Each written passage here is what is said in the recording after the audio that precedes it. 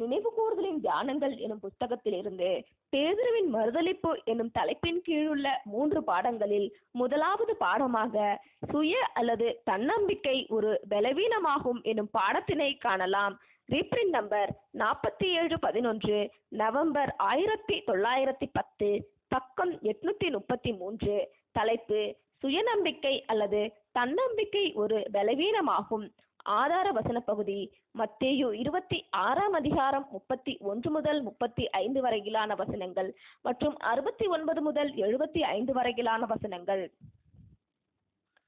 இப்படி இருக்க தன்னை நிற்கிறவன் என்று எண்ணுகிறவன் விழாதபடிக்கு எச்சரிக்கையாய் இருக்க கடவன். 1 கொரிந்தியர் 10ஆம் அதிகாரம் 12ஆம் வசனம். கிறிஸ்துவின் 12 அப்போஸ்தலர்களிலேயே மிகவும் உதவியானவர்களில் ஒருவராக பரிசுத்தவானாகிய பேதுரு காணப்படுகின்றார். அவருடைய மனித சுபாவம், அதன் பலம் மற்றும் பலவீனங்கள் குறித்ததான வேத வாக்கியங்களின் வெளிப்படுத்தல்களே நமக்கான அவருடைய உதவியின் ரகசியமாக காணப்படுகின்றது. 12 அப்போஸ்தலர்களிலேயே போதகரை தேவனால் அனுப்பப்பட்ட மேசியா என்று முதலாவதாக அறிவித்தவர் இவரே ஆவார். 12 இவர்தான் முதலாவதாக அவரை மறுதலிக்கவும் செய்தார். 12 இவர் மாத்திரமே போதகரை காப்பாற்றுவதற்காக தனது பட்டயத்தை உருவினவரும் ஆவார். மேலும் இவர் மாத்திரமே பின்னர் போதகரை அறியேன் என்று சூளுரைக்கவும் செய்தார். தெய்வீக ஏற்பாட்டின்படி ராஜ்யத்திற்கான பரம அழைப்பின் கதவுகளை திறக்கும்படி இவரிடமே திறவுகோல்கள் கொடுக்கப்பட்டது. பெந்தகோஸ்தே நாளின் போது இவர் வல்லமையின் திறவுகோல்களில் ஒன்றை பயன்படுத்தி மகிமை, கனம் மற்றும் அழியாமைக்குள் பிரவேசிப்பதற்கான வழி திறக்கப்பட்டுள்ளதை குறித்து தைரியத்துடன் யூதர்களுக்கு அறிவித்தார். கொஞ்சம் காலத்திற்கு பிற்பாடு நியமிக்கப்பட்ட காலத்தில் அதே பரம அழைப்பிற்கான கதவை இவர் புறஜாதிகளுக்கு திறந்து வைத்தார். மேலும் இவர் கொர்நேலியுவுக்கு பிரசங்கம் பண்ணி அவர் முதல் புறஜாதியாக தேவனால் ஏற்றுக்கொள்ளப்பட்டு பரிசுத்த ஆவியினால் ஜெனிப்பிக்கப்பட்ட போது சம்பவித்தது. இச்சம்பவமானது முற்காலங்களில் யூதர்களையும் புறஜாதிகளையும் பிரித்து வைத்திருந்த தடுப்பு சுவரானது தகர்க்கப்பட்டதற்கான நிரூபணமாகவும் அமைகிறது. இத்தகைய சகல அறிவையும் விசேஷமான வாய்ப்புகளையும் பெற்றுக்கொண்டிருந்தாலும் இந்த மாபெரும் மனுஷன் புறஜாதிகளுக்கு போதுமான அளவு தேவனுடைய கிருபை கொடுக்கப்பட்டுள்ளது எனும் காரியத்தை பொருட்படுத்தாதது போல பாசாங்கு செய்யும் அளவுக்கும் நடந்து கொண்டார். மேலுமாக யூதர்கள் மற்றும் புறஜாதிகளுக்கு இடையில் வேற்றுமை கண்டு கர்த்தருக்கு முன்பு அவர்கள் இருவரும் சரிசமமாக கருதப்படுவதை பொருட்படுத்தாதது போல பாசாங்கு செய்யும் அளவுக்கும் போய்விட்டார். அனைத்து அனுபவங்களிலும் பரிசுத்தவானாகிய பேதுரு அவருடைய இருதயத்தின் ஆழத்தில் தேவனுக்கும் சத்தியத்திற்கும் நீதிக்கும் உண்மையாயிருக்கின்றார். ஆனால் அவருடைய குணலட்சணங்களில் உள்ள களங்கம், தவறுகள், பலவீனங்கள் ஆகியவை அவருடைய மாம்சத்தினுடையவைகளே தவிர அவருடைய உண்மையான இருதயத்தின் நோக்கமாக இருந்ததில்லை என்பது வெளிப்படுகின்றது. போதகரை மறுதலித்ததின் காரணமாக அவர் மிகவும் மனங்கசந்து அழுதார். மேலும் புறஜாதிகளை ஏற்றுக்கொள்வதில் அவர் தவறினதினால் மிகுந்த தாழ்மையுடன் தன்னை முழுமையாக திருத்திக் கொண்டார். பரிசுத்தவானாகிய பேதுருவின் மனித சுபாவத்தின் வெளிப்படுத்தல்கள் நம்மை அவர்பால் கவர செய்தது போன்றே இஸ்ரவேலின் ராஜாவும் தீர்க்கதரிசியுமான தாவீதினிடத்திலும் நாம் கவரப்படுகின்றோம். தவறு செய்யாமல் இருக்க தாவீது ஒன்றும் பரிசுத்தவான் அல்ல. அவரை ஒரு சக மனிதனாக காண முடியாத அளவுக்கு தாவீது நீதியான மனுக்குலத்திற்கு அப்பாற்பட்ட ஜீவியும் அல்ல. எனினும் அவரை வெறுக்கத்தக்க அளவுக்கு அவர் மதிப்பு குறைந்தவரும் அல்ல. தேவன் பேரிலும் நீதியின் பேரிலும் இருதயத்தில் தாவீது கொண்டிருந்த உண்மை குறித்த திரளான ஆதாரங்களானது அவருடைய பலவீனங்களை முழுமையாக ஈடு செய்கின்றதாய் அமைகின்றது. இடறி விழுதல் மற்றும் சீர்பொருந்துதல் குறித்ததான தாவீதினுடைய அனுபவங்களினால் சங்கீதங்கள் மிகவும் நிரப்பப்பட்டிருப்பதினால் அவைகள் தேவனிடத்தில் உண்மை கொண்டிருக்கும் ஒவ்வொரு இருதயத்திலும் அதே சமயம் பாவம் மற்றும் பலவீனத்தின் அனுபவங்களை வெவ்வேறு அளவுகளில் கொண்டிருக்கும் ஒவ்வொரு இருதயத்திலும் உள்ள உள் உணர்ச்சியின் நரம்பை தொடக்கூடியதாக இருக்கின்றது. பரிசுத்தவானாகிய பேதுருவை மற்றவர்கள் பார்த்த விதம் எனும் துணை தலைப்பின் கீழ் காணலாம். நமது கர்த்தரின் ஆரம்ப பிரயாண நாட்களில் அவரோடு கூட காணப்பட்ட மனிதர்களின் மத்தியில் பேதுருவும் இன்றளவும் மிகவும் வசீகரிப்பவராக கருதப்படுகின்றார். பேதுருவை குறித்து ஜி.சி. மோர்கன் அவர்கள் இப்படியாக கூறுகின்றார்: பேதுருவுக்குள்ளாக நமக்கொரு மாபெரும் மனதின் மனிதன் புதிய ஏற்பாட்டில் வெளிப்படுத்தப்பட்டுள்ளான் என்று என்னால் இப்பொழுது நம்ப முடிகின்றது. ஒருவேளை மாபெரும் மனுஷன் என்று கணிப்பது அவனுடைய சாதனைகளின் அடிப்படையிலோ அல்லது அவனுடைய தனித்துவமான ஒரு திறமையின் அல்லது பண்பின் அடிப்படையிலோ அல்லாமல் அவனுடைய மனித சுபாவத்தின் மிக ஆச்சரியமான வெளிப்படுத்தல்களின் அடிப்படையிலே என்று நான் கூறுகின்றேன். அறிவுடைய இந்த மனுஷன் தொடர்ந்து கண்மூடித்தனமாக அல்லது மடத்தனமாக தவறு செய்து கொண்டிருந்தார். உணர்ச்சி வசப்படும் இந்த மனுஷன் தான் உதவ வேண்டும் என்று விரும்பின அதே காரணத்திற்கு எதிராக அவர் செயல்பட்டதினால் மிகுந்த குற்ற உணர்வுக்குள்ளாகவும் ஆனார். பரிசுத்தவானாகிய பேதுருவை குறித்து சவுத்தூஸ் என்பவர் இப்படியாக கூறுகின்றார்: பேதுரு ஒரு சராசரியான மனுஷன் ஆவார்.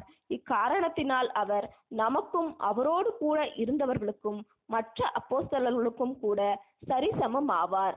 ஆனால் சராசரியான மனிதர்களுக்கும் கூட அவர்களுடைய வாழ்க்கையில் சிறப்பான தருணங்கள் உண்டு. அதாவது பரிசுத்தவானாகிய பேதுருவின் விஷயத்தில் அவர் தண்ணீரின் மீது நடக்க முயன்றார். இவ்விடத்தில் தன்னால் முடியாத ஒரு காரியத்தை செய்ய முயன்றார். தனக்கு எவ்வித அனுபவமும் இல்லாத ஒன்றை செய்யும்படிக்கு பேதுரு கடந்து போனார். நாம் அறிந்திருக்கும் ஆண்கள் மற்றும் ஸ்திரீகள் மீது நாம் கனநேரம் கண்ணோட்டம் இடுகையில் அவர்களின் திறமையின் அடிப்படையில்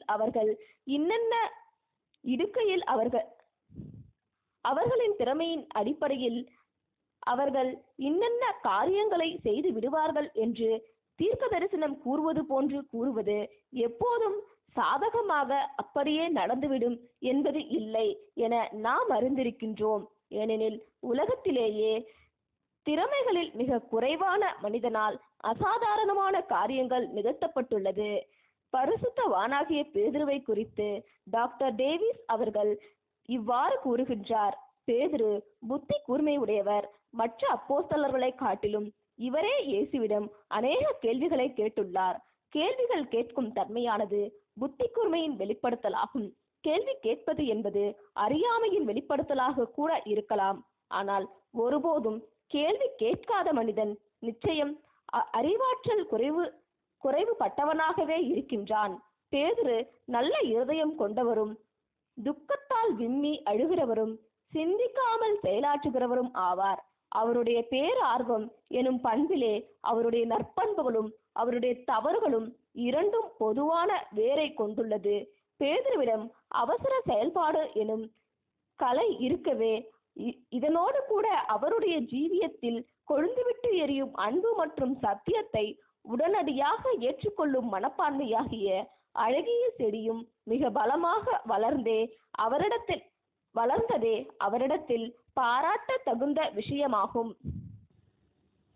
உங்களை குறித்து எச்சரிக்கையாயிருங்கள் எனும் துணை தலைப்பின் கீழ் காணலாம்.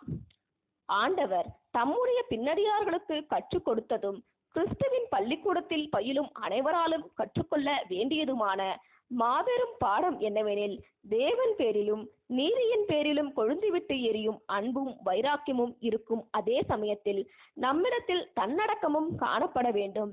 அதாவது தெளிந்த புத்தியின் ஆவியை செயல்படுத்துகிறவர்களாக இருக்க வேண்டும். கிறிஸ்துவின் பின்னடியார்கள் புறாக்களைப் போல கபடற்றவர்களாகவும் சர்ப்பத்தை போல வினா உள்ளவர்களாகவும் இருக்கும்படிக்கு புத்திமதி அளிக்கப்பட்டுள்ளனர். அவர்களுடைய ஞானமானது அவர்களுடைய நலனை மாத்திரம் கருதும் சுயநல நோக்கமுள்ளதாயிராமல் பரந்த மனப்பான்மை உடையதாக இருக்க வேண்டும். அதாவது சகலருடைய நலனை கருதக்கூடியதாகவும் விசேஷமாக கர்த்தருடைய நோக்கங்களுக்கு அடுத்த நலனுக்காகவும் கர்த்தருடைய நோக்கத்தில் அவர் நமக்கு ஏதேனும் பங்களிப்பு கொடுத்திருந்தாரானால் அதனுடைய நலனுக்காகவும் கருதக்கூடியதாக அவர்களுடைய ஞானம் பரந்த மனப்பான்மை உடையதாக இருக்க வேண்டும். இயேசு தாம் காட்டிக் கொடுக்கப்பட போகின்ற சோதனையான வேலைக்கு முன்பாக தம்முடைய சீஷர்களிடத்தில் மேய்ப்பனை வெட்டுவேன், மந்தையின் ஆடுகள் சிதறடிக்கப்படும் என்று எழுதியிருக்கிறபடி இந்த ராத்திரியிலே நீங்கள் எல்லோரும் என் நிமித்தம் இடரல் அடைவீர்கள். ஆகிலும் நான் உயிர்த்தெழுந்த பின்பு உங்களுக்கு முன்னே கலிலேயாவுக்கு போவேன் என்றார். மத்தேயு 26 31-32 உணர்ச்சி வசப்படும் பேதுரு, உமது நிமித்தம் எல்லாரும் இடரல் அடைந்தாலும் நான் ஒரு காலம் இடரல் அடையேன் என்று கூறுகின்றார். அந்தோ இந்த தைரியமுள்ள மனிதன் தனக்கு முன்பு வரவிருக்கும் பரீட்சைகள் மற்றும் இடர்பாடுகளின் வீரியத்தை எவ்வளவு குறைவாக மதிப்பிட்டு புரிந்து கொண்டுள்ளார், அல்லது தனது உணர்ச்சி வசப்படும் சுபாவத்தில் உள்ள பலவீன பாகங்களை எவ்வளவு குறைவாக மதிப்பிட்டு புரிந்து கொண்டுள்ளார். எனினும் ஒருவேளை இவர் போதகரை மறுதலித்து விட்டாரே என்று நாம் வருத்தம் அடைந்தோம் என்றால், பிற்காலங்களில் இயேசுதான் மேசியா என்று இவர் அறிக்கை பண்ணினதிலும் அவரிடத்திலான தனது உண்மையை எதுவும் அசைக்க முடியாது என்று இவர் அறிக்கை பண்ணினதிலும் வெளிப்பட்ட இவருடைய விசுவாசம், அன்பு மற்றும் வைராக்கியங்களை கண்டு நாம் களி கூற வேண்டியவர்களாய் இருக்கின்றோம். விசேஷித்த விதத்தில் உண்மையும் அனல் அல்லது ஆர்வம் கொண்டவர்களையும் தான் சிக்க வைக்கும்படி எதிராளியானவன் மிகவும் விடாப்புடியுடன் நாடுகின்றான். ஆகவேதான் அத்தருணத்தில் இயேசு பரிசுத்தவானாகிய பேதுருவிடம், சீமோனே சீமோனே, இதோ கோதுமையை சுலக்கினால் புடைக்கிறது போல சாத்தான் உங்களை புடைக்கிறதற்கு உத்தரவு கேட்டுக்கொண்டான் என்று விளங்கினார். லூக்கா 22 அதாவது என் மீது நீ கொண்டிருக்கும் உண்மையினின்று உன்னை புறம்பாக்கி போடவும், சீஷத்துவத்தின் பாதையினின்று உன்னை மனம் தளர்வடைய செய்யவும், பயம் மற்றும் உன்னுடைய சொந்த பலவீனத்தை கொண்டு உன்னை மூழ்கடித்து விடவும் சாத்தான் உத்தரவு கேட்டுக்கொண்டான் என்று பேதுருவுக்கு விளக்கினார். பின்னர், நானோ உன் விசுவாசம் ஒழிந்து போகாதபடிக்கு உனக்காக வேண்டிக் கொண்டேன் என்று இயேசு கூறினார். லூக்கா 22 நாம் புரிந்து கொள்ள வேண்டியது என்னவெனில், அதே அன்பான ஆண்டவர் இன்னமும் அவருடைய உண்மையும் பாசமும் மிக்க சகல பின்னடியார்களுக்கு அவர்களுடைய முன்னோர் வழிவந்த பலவீனங்கள் எதுவாயிருப்பினும் அவர்களுக்கு உதவி செய்கின்றார் என்பதே ஆகும். மேலும் இத்தகையவர்கள் அவருடைய அன்பில் நிலைத்தும் தங்களுடைய வைராக்கியத்தில் தொடர்ந்தும் கொண்டிருப்பார்களானால் அவர்களை பலமுள்ள பாத்திரங்களாக வளர்த்திடவும் அவர் வல்லவர் என்பதையும் கூட நாம் புரிந்து கொள்ள வேண்டும். சகலவற்றையும் அவர்களுடைய நன்மைக்கு ஏதுவாக மாற்ற அவர் வல்லமையுள்ளவராக இருக்கின்றார். அதாவது, உண்மையுள்ளவர்களுக்கு கர்த்தர் வாக்களித்துள்ள பிரகாரம் அவர்களின் முன்னோர் வழிவந்த பலவீனங்களையும் கூட மிகவும் அதிகமான நித்திய கனமகிமையை உண்டாக்குவதற்கு ஏதுவாக நன்மையாக மாற்றுவதற்கு அவர் வல்லவராக இருக்கின்றார். சேவல் கூவுவதற்கு முன்பு எனும் துணை தலைப்பின் கீழ் காணலாம். ஆண்டவர் தம்முடைய அன்புமிக்க அதே சமயம் சிந்திக்காமல் செயல்படும் பின்னடியானுக்குரிய ஆபத்தை உணர்ந்தவராக சேவல் கூவுவதற்கு முன்னதாக பேதுரு தன்னுடைய ஆண்டவரை மறுதலிப்பார் என்று எச்சரித்தார். இது பரிசுத்தவானாகிய பேதுருவுக்கு உண்மையாக இருக்க முடியாததாக தோன்றியிருந்திருக்கும். நான் உம்மோடே மறிக்க வேண்டியதாயிருந்தாலும் உம்மை மறுதலிக்க மாட்டேன் என்று எவ்வளவு தைரியத்துடன் பேதுரு கூறினார். மீதமுள்ளவர்களும் அப்படியே சொன்னார்கள். மத்தேயு 26 அவர்கள் அனைவருடைய இருதயங்களும் நல்லவைகளாக இருந்தது. கர்த்தரும் அவர்களுடைய இருதயத்தை பார்த்தார். இப்பொழுது நம்முடைய பாடம் மத்தேயு 26 செல்கின்றது. ஆண்டவர் கைது செய்யப்பட்டு விட்டார். சிதறடிக்கப்பட்ட சீஷர்கள் தப்பி ஓடினார்கள். பிரதான ஆசாரியனின் குடும்பத்திற்கு பரிசுத்தவானாகிய யோவான் நெருக்கமானவராக இருந்தபடியினால் பரிசுத்தவானாகிய பேதுரு முற்றத்தில் நிற்க, பரிசுத்தவானாகிய யோவான் அரண்மனைக்குள்ளாகவே பிரவேசித்து நின்றார். அரண்மனையின் வேலைக்காரி பரிசுத்தவானாகிய பேதுருவை இயேசுவின் சீஷர்களில் ஒருவராக அடையாளம் கண்டு வெளிப்படையாக சத்தமிட்டு கூறினாள். ஆண்டவரின் நிலை தனக்கும் வந்துவிடும் என்று பயமடைந்த பரிசுத்தவானாகிய பேதுரு தான் அவருடைய சீஷர்களில் ஒருவன் அல்ல என்று மறுதலித்து அக்காரியத்தை குறித்து தனக்கு ஒன்றும் தெரியாது என்றும் கூறிவிட்டார்.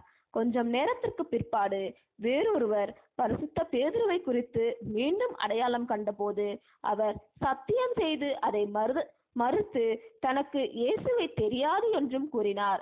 கொஞ்சம் நேரத்திற்குள் முற்றத்தில் இருக்கும் அனைவர் மத்தியிலும் விஷயம் பரவத் தொடங்கி அநேகர் வேலைக்காரியின் வார்த்தைகளை மெய் என்று ஏற்றுக்கொண்டு பரிசுத்த பேதுருவுக்கு கலிலேய பேச்சு வழக்கு காணப்படுகிறது என்றும் கூறினார்கள்.